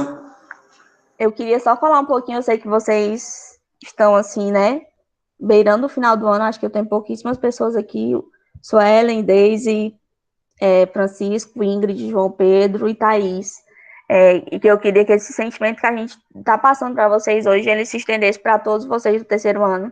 Sei que vocês devem estar num momento de muita incerteza, por conta de tudo que aconteceu, e vocês estão se preparando, né, eu vi lá as fotos da formatura, se preparando para fazer essa prova, que eu sei que vocês vão fazer, e eu queria dizer que apesar de todos os desafios que a gente está passando, que vocês não deixassem de acreditar. Porque assim como eu, Fernando, Marcela, a gente estudou na mesma escola de vocês e a gente passou por todos esses, não por todos esses processos, porque nós não passamos por uma pandemia, mas a gente foi motivado por uma energia e eu acredito que na nossa escola todos os professores também sentem essa energia e querem que vocês se orgulhem do que vocês são capazes e que vocês acreditem muito em vocês, que apesar de todos os desafios, de todos os planos que a gente tinha para esse ano que não deram tão certo, né, mas que ainda é tempo, que vocês são capazes, que vocês acreditem nos sonhos de vocês. Se vocês não quiserem fazer o Enem, mas se vocês quiserem outra coisa para a vida de vocês, como a Silvia falou, né, tem a possibilidade da UES, vocês estão iniciando na vida adulta de vocês, vocês estão saindo da escola, e eu queria pedir para que vocês não desistissem do que vocês acreditam, que vocês pensem, e se quiserem conversar com a gente, eu acho que todos nós vamos estar abertos para conversar com vocês sobre tanto questões da prova, como dúvidas sobre como é entrar na universidade, como é esses desafios que vocês vão encarar daqui para frente. E eu queria só agradecer por vocês estarem até agora, né, mais de 12 horas, acho que deve estar todo mundo morrendo de fome, e dizer que a gente acredita muito em vocês, e que a gente espera que todos os sonhos, todos os planos de vocês se realizem, e que vocês sintam muito orgulho de quem vocês são, tá certo? Se alguém quiser falar mais alguma coisa.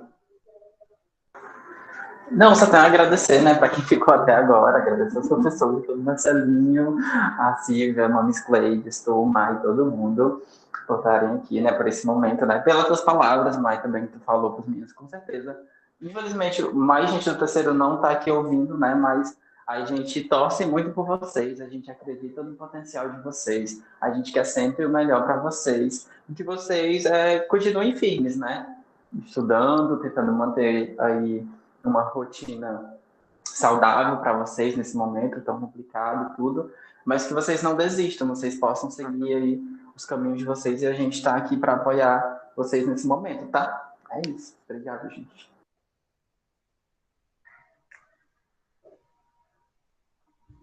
Marcelo, Silvia, Cleides. Pessoal, eu Tá acho todo mundo que de fome já, né? eu faço das palavras da Maiara as minhas, né? Até mesmo porque eu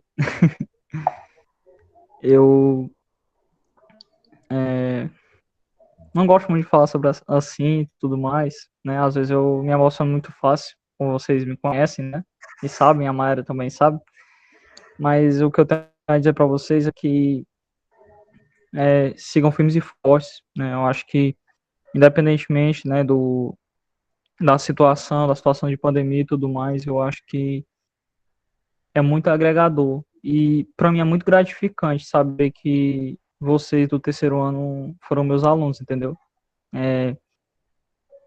Eu passar na rua e vocês me reconhecerem como professor, eu acho que é uma coisa que vai me emocionar muito daqui a alguns anos. Eu sei disso, então eu desejo para vocês tudo de bom, né? E não somente no Enem e tudo mais, mas na vida de vocês mesmo, tá certo? E o que eu puder ainda ajudar, né? Tô por aqui, tá, pessoal? Abraço e agradeço demais a presença de todos aqui. E eu agradeço também demais a presença de todos ao longo da minha vida profissional, tá? E é isso aí, tamo junto. E lembrando que vocês são, pelo menos a minha turma, a do Marcelo, né? Vocês são a primeira turma que se formou pela escola, então não é pouca história não, bicho, é muita coisa. E Pois é. quando eu estiver assim, me aposentando lá com 50 anos, porque vocês dizem, né, que quando o professor vai ficando velho, ele só fala da vida dele. Então, quando eu estiver lá com 50 anos, o que eu vou falar? De você, a primeira turma que se formou lá, que entrou, que passou pelas minhas mãos, que acompanharam toda a voz trêmula e tudo mais. Então, vocês são muito importantes. E Pois a gente vai encher o saco falando de vocês. Pois é. Então é isso, gente. Vou deixar aí ligar Se sentir velho, viu? A gente, porque a gente não tem nem 30 anos, aí vê o pessoal formado. Meu Deus, eu ajudei a formar essa criatura.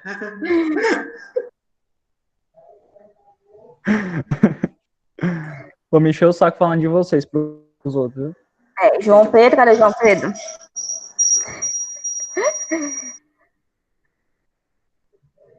Então é isso, gente. Eu acho melhor vocês irem almoçar, porque a gente já aqui tem